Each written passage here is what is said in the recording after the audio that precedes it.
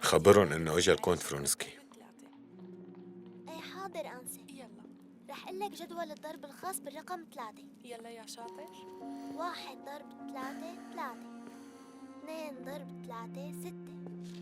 3 ضرب 3 9. 4 ضرب 3 12. 5 ضرب 3 15. 6 ضرب 3 18. برافو عليك. 7 ضرب 3 21.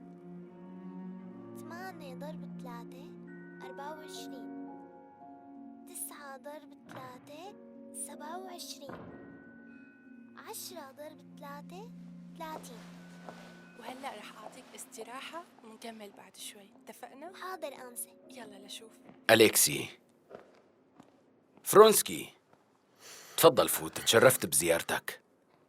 شكراً إلك، ما بدي طول بصراحة. أنا طيب على القليلة لا تضل واقف على الباب هيك. آسف، لازم روح غير مرة. مع السلامة.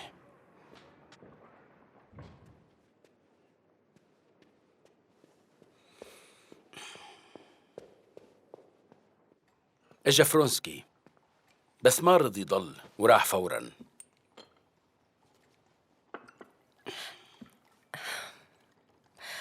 ايمتى رح تكون الحفلة؟ الأسبوع الجاي. طيب رح نتسلى وننبسط، هالحفلات بتحبيهم كتير. شو الفرق بينها وبين الحفلات التانية؟ ليش ما بتعرفي إنه الحفلات مختلفة؟ بحفلات بوبريش في بتتسلي كل الوقت، وحفلات نيكتن كمان. بس حفلات بشكوفي هي اللي بتكون مملة. لا ما بظن. أصلا ما عاد بيهمني كتير إذا بتسلي، بيهمني ما مل فيها وإنه يمرق الوقت بسرعة. كيف حفلة وبتملل؟ ما فهمت. بتملل إذا ما كان فيها شي جديد أو غريب. انت مقاييسك شوي عالية. لا هيك عم تظلميني. وبعدين يعني لو كان فيني اختار ما كنت بروح. طيب وهلأ حابة تروحي؟ بظن إنه ما فيني أرفض، بس لسه ما قررت. رح كون مبسوطة كتير إذا بتحضري. ابنك أخذ كل وقتك، ما فيك تضلي كل حياتك قاعدة معه بالبيت لحالك. انت لازم تهتمي بنفسك. طيب موافقة. على القليلة إذا رح ألاقي حجة لروح فيها فهي إنكم رح تكونوا مبسوطين بجيتي، مو أكتر من هيك.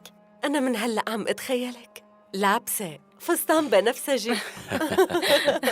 بس ليش بنفسجي يعني؟ أنا كلها واحدة. لا أنا الأول. أنا الأول.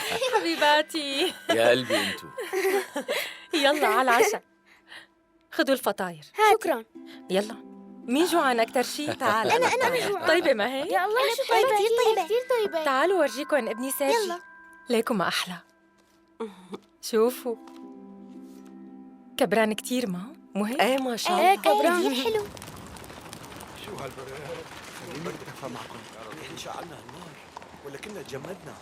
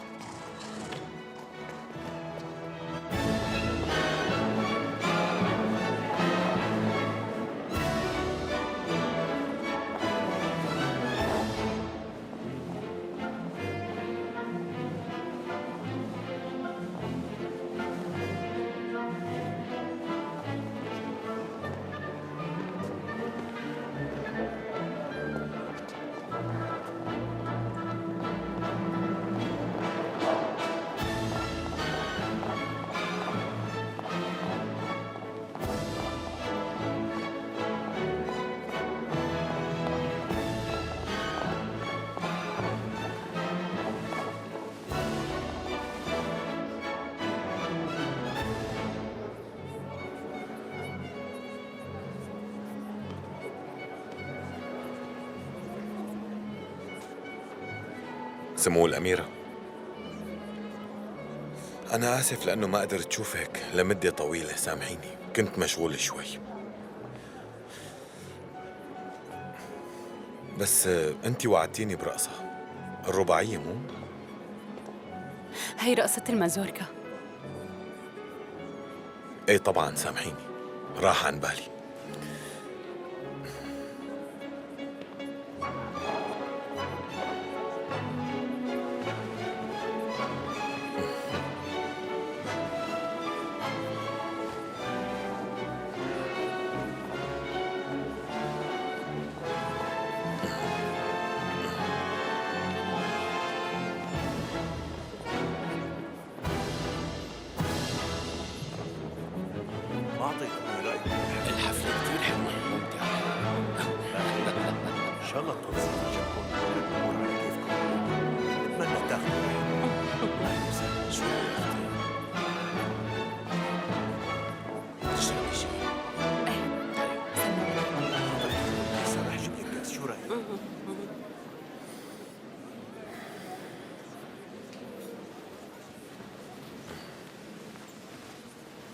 الأجواء مثل ما شايفين رائعة كتير.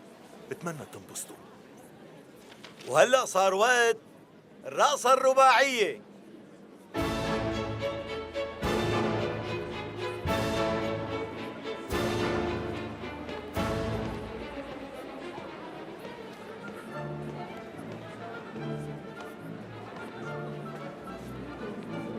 سيدي أنا عفواً ممكن نال شرف هالرقصة معك؟ ليش ما عم ترقص مع الأميرة شيرباتسكايا؟ لا. طيب إذا حضرتك مصر فينا نرقص الرقصة بس.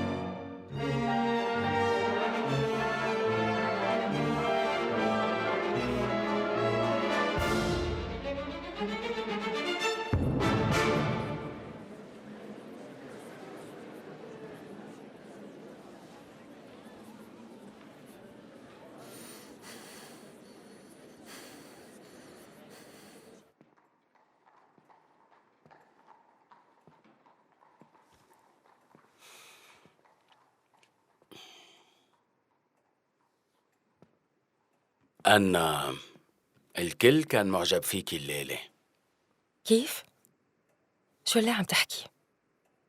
مع إني بصراحة ما عم بفهم مين، واحد ولا الكل؟ واحد؟ ليش هيك عم تحكي؟ كنت عم شوفك وعم فكر واكتشفت إنه ما كان هذا إعجاب الحاضرين بالحفلة وبس يا أختي، كنتي سعيدة. معقول يكون هالزلمة؟ ستيفان، لا تحكي هيك. هلأ أنت عن جد مفكر إنه هذا الضابط وأنا ممكن إنه يكون في بيناتنا علاقة غير إنه تعرفنا على بعض بشكل عابر وكل واحد رجع لحياته العادية؟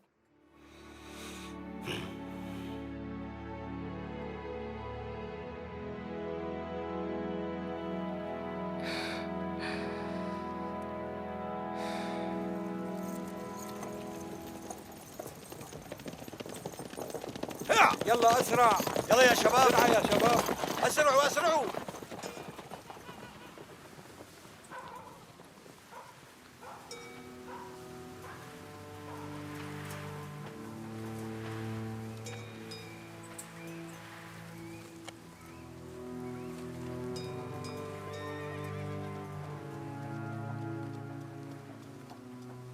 كابتن؟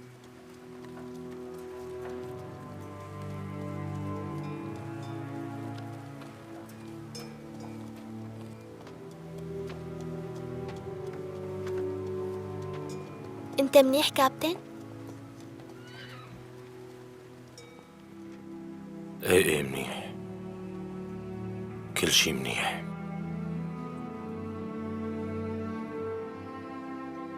مين انتي؟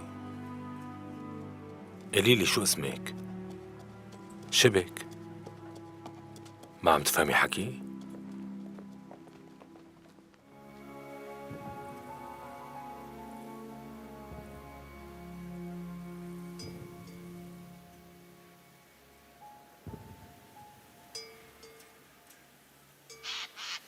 جيش بلادي جند وعسكر يصرخ يزمجر في الحرب يظفر في اليمنى سيف والأخرى خنجر جيش الأعادي دمر وادحر دمر وادحر جيش بلادي على فكرة هن عملوني جنرال. انت بتعرف هالشي كولونيل؟ في الحرب يظفر ايه سمعت. لا وقعوا لي الطلب كمان. ألف مبروك جنرال، بتمنى من قلبي إنك تقوم بخير وسلامة. طلب لازم نحتفل بتوقيعه. هن اخذين راحتهم برا وأنا هون مو قادر أتحرك.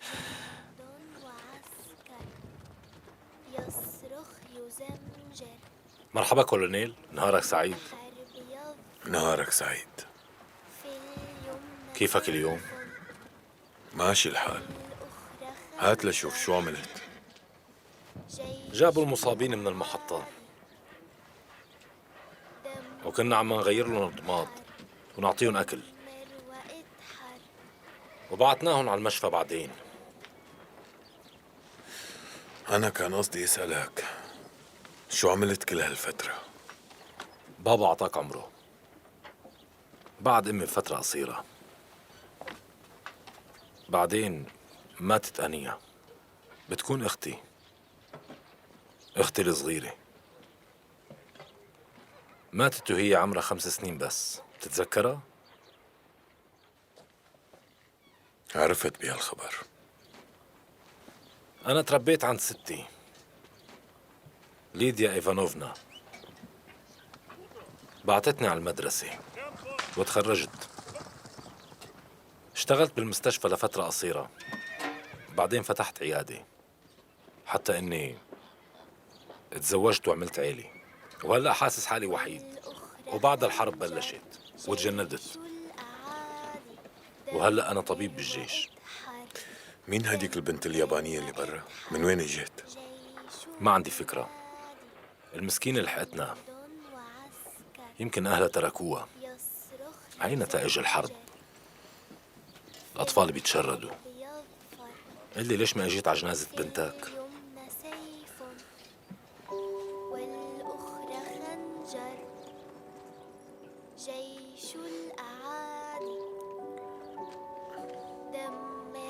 كان بدي وقدمت طلب وللأسف انرفض. بس ما بظن هيك شغلة بدها طلب بنوب، مو هيك؟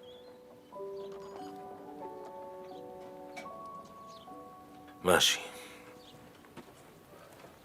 ايه، عندي ساعة فراغ.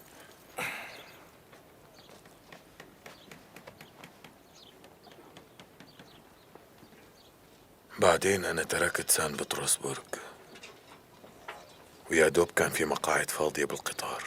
كان في هنيك ناس كتير، وكان عندي رفيق بالجيش وحاب إنه يرافقني، بس اضطر يرجع على سان بطرسبرغ مع أخوه لأنه أخوه مريض.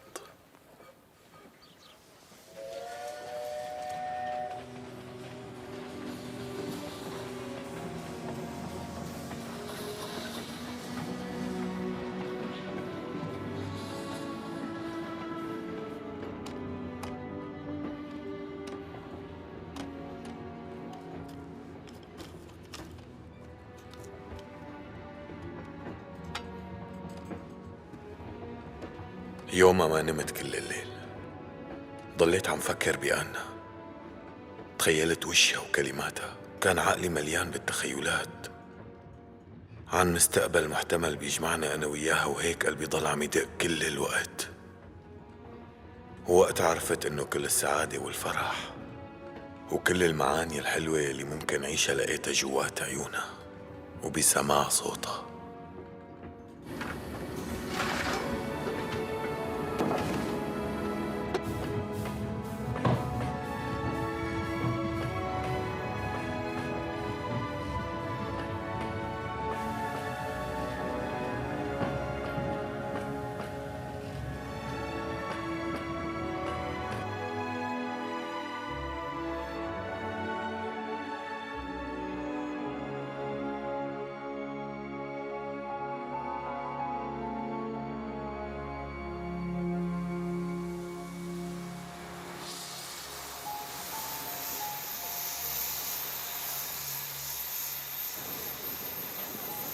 على مهلكم على مهلكم، واحد واحد إذا بتريدوا، واحد واحد يا شباب، يا أخي واحد واحد على مهلكم. أنت بحاجة لمساعدة؟ يعني بقدر أخدمك بشي؟ أنا تحت أمرك. ما كنت بعرف إنك جاي. خير، ليش إجيت؟ ليش جيت؟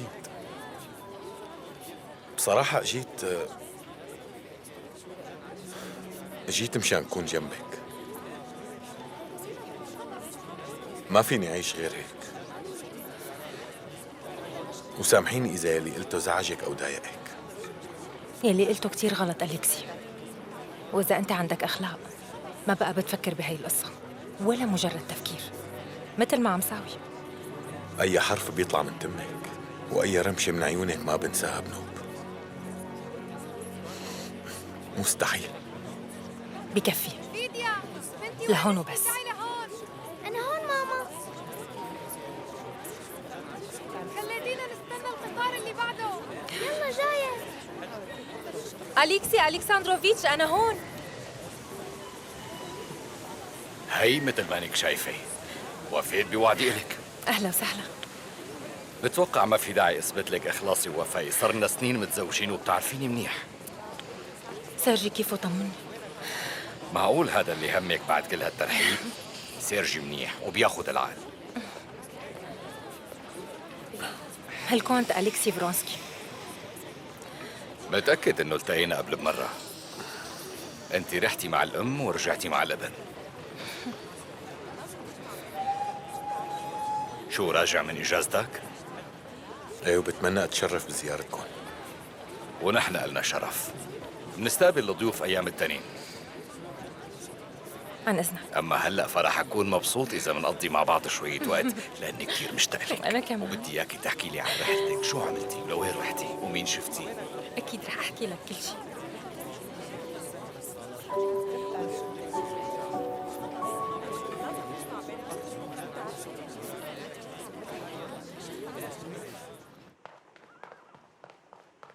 ماما، سيرجي يا روحي. أنا كتير مبسوطة إنك رجعتي على البيت. أنت حبيبي. بتعرفي هديك البنت رفيقتي اللي من موسكو يلي بتعرف تقرا وتكتب، هي رح تسبقني بالصف. شو يعني هي أحسن مني؟ بالنسبة إلي بالعالم كله ما في حدا أحسن منك. بعرف ماما. طيب بعدين برجع بشوفك. ايه ماما. باي. واخيرا انا تخلصت من وحدتي. ما بتعرفي انا قديش صعب انه الواحد ياكل لحاله.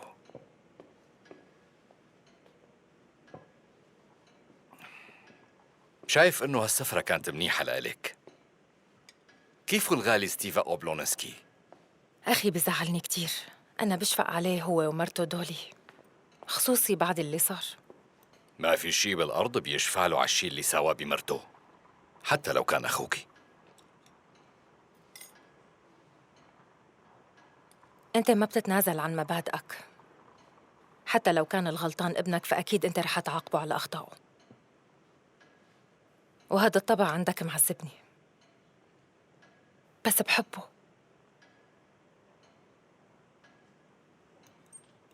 مانك مقررة تطلعي لشي مكان؟ ما بدي اياكي تملي لوحدك، جربي اطلعي المساء. لا، ما في داعي. مشتاقة أقعد ببيتي.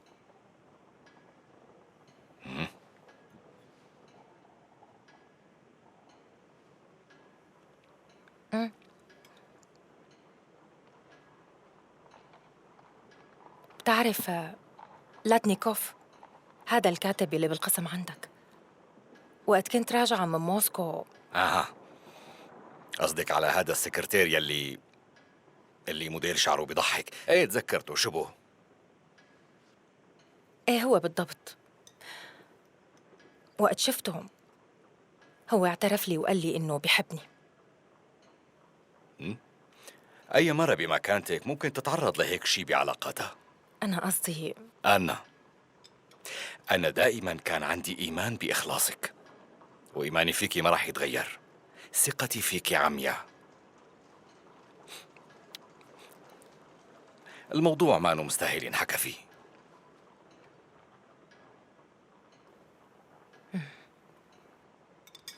مو مستاهل ينحكى فيه. ايه معك حق، القصة تافهة. شو أنت طالع؟ هن طلبوني من الوزارة لشي مستعجل. بعدين بدي التقي بالمحتجين المساء. كيف تلحق على كل هاد؟ أنت أكتر حدا بيعرف كيف. كل دقيقة بحياتي مرهونة بشي مهم يا مدام، ومن شان اقدر لحق لازم كون كتير دقيق. وبغض النظر عن انشغالي، الأمور مشيت مثل ما بدي، واللي كملها معي رجعتك. صحيح أنت سمعتي شي أصداء للاقتراح الجديد يلي قدمته بالمجلس؟ آسفة، ما سمعت شي عن هالموضوع. غريب، مع أنه عمل ضجة كبيرة هون. ضلوا ساعة عم يصفقوا لي.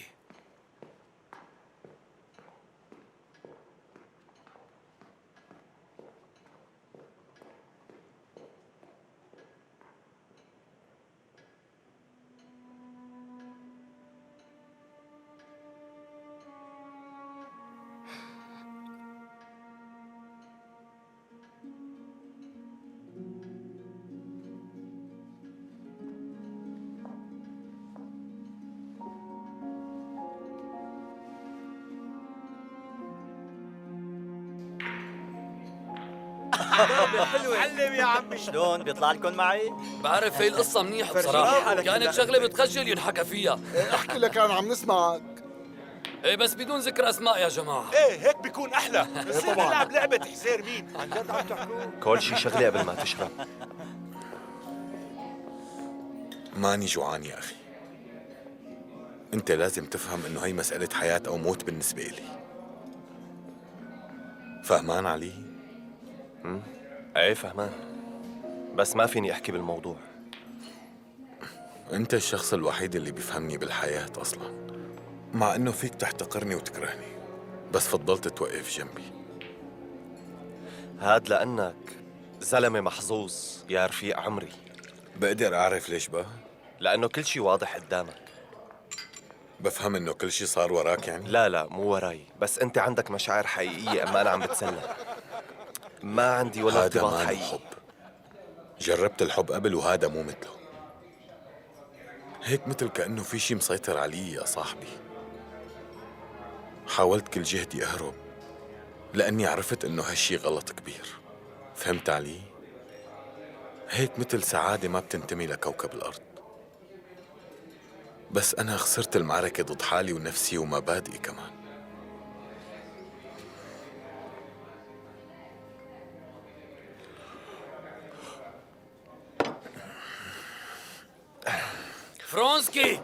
فرونسكي لك شو بك؟ شو صار لك؟ عن اذنكم شوي يا جماعة. لا تطول. ماشي، خذ راحتك. لحظة واحدة فرونسكي، تعال خليني أعزمك على كاس. لا ما عاد فيني أشرب أبدا. إذا بشرب أكتر من هيك بنطفي. شو عاملة فيك هالدنيا؟ غدرتني الدنيا، غدرتني، أخذتني وجابتني وقهرتني بسبب مرة. منشان هيك بدي اطلب منك نصيحة. خلينا نقول في مرة مطيرت لك عقلك، بس هالمرة متزوجة وانت حاببها لدرجة الجنان، وما فيك ما فيك تبعد عنها. كأنه ماني عرفان كيف بدي اشرح لك، بس مثل كأنك مارق من جنب المخبز وفي كعكة بتشهي ورحت انت اشتهيت الكعكة يلي حاطينها للعرض، بتكون من البلاستيك وما فيك تاكلها، بس شكلها بشهي يا شريك. إذا حابب تضحك على حالك ومبسوط بهالشي أنا ما فيني أمنعك، ونصيحتي لا بتقدم ولا بتأخر، فرانسكي. فهمت؟ وإذا مفكر إني رح أسمعك وأنت خلص عم تحكي حاج. لي هالقرف هاد بتكون غلطان كتير. بس يا سكوت، فرانسكي ماني عم ناقشك لترد علي، وإذا ما فهمت علي رح فهمك طول بطريقتي. بالك شوي يا زلمة. طيب ما تواخذني، بعتذر منك، بعتذر.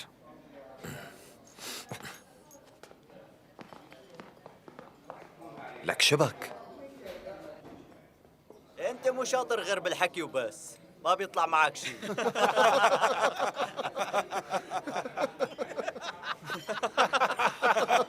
ايه يا جماعة، باعتباركم فاتحين الموضوع عن النسوان فخلوني كمل فكرنا قصتي. خلصت قصتك يا زلمه وعم تمزح معنا. لا، قصتي ما لها نهاية ولا يهمك، جاييك بالحكي. ايه لكملكم، في واحدة بعرفها تعرضت للاغتصاب، وزوجها كولونيل بالجيش وإله مكانته. راح على الشرطة وقدم ضدها شكوى، وقال إنه بده يطلق مرته لأنها حامل. اسمعوا خبرنا شو قال؟ ما خجل من حاله هالكولونيل؟ معقولة هذا اللي عم زلمة تحكيه؟ كانت حالته بتبكي. بصراحة الشيء الغريب بالموضوع هو إني ما بتذكر إني غازلتها بشكل مباشر. عم حاول أتذكر بس ذاكرتي عم تخونني. حاولت كتير. يلي بتذكره منيح هو إحساسي بالوجع لما كنت روح وما قادر شوفها لفترة طويلة. هون الوجع بقلبي هيك مثل شعور المدمن وقت يبطل تعاطي. ضليت لاحق كل أخبارها بكل مكان بتروح عليه. كنت حاول شوفها بس كانت ترفضني دائما. ما كان عندي أمل فيها، بس مع كل رفضها استخدمت معها أسلوب الضغط. أنا بس كان بدي أشوفها، كانوا عيونها بيسحروا. ابتسامتها والطريقة يلي بتجعد فيها حواجبها وقت بتضحك، وأمي تعاملت مع القصة برقي. حبيبي شبك، انت شاب بتجنن. بكره بتشوف وبتصدق كلامي اللي عم قلك اياه. انت من عيلة راقية ومو ناقصك شي، بالعكس 1000 بنت بتتمناك. ماما ليك ما رح اخبي عليك، كارينينا مرة بتاخد العقل، بس بصراحة بتحب ابنها كتير، يعني مثلي.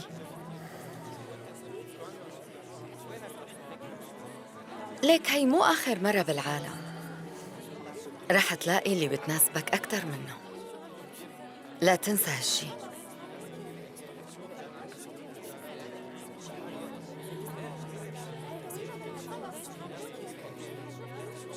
أنا سمعت إنه هالزواج ببني على أساس عاطفي. عاطفي؟ مين لسه بيحكي بالعاطفة والعمر بهالأيام؟ مثل ما بدك، بس اللي بعرفه إنه الزيجات السعيدة مبنية على أساس عقلاني. هن بيسموه زواج عقلاني وقت بيكونوا الزوجين بيعرفوا بعض منيح. بتحسي الزواج شر لابد منه.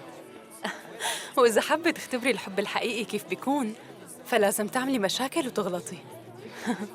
بس الأغلاط حتى بعد الزواج؟ طبعاً الوحدة لازم تغلط، وتأكدي إنه إذا سامحك على غلطك معناها بحبك.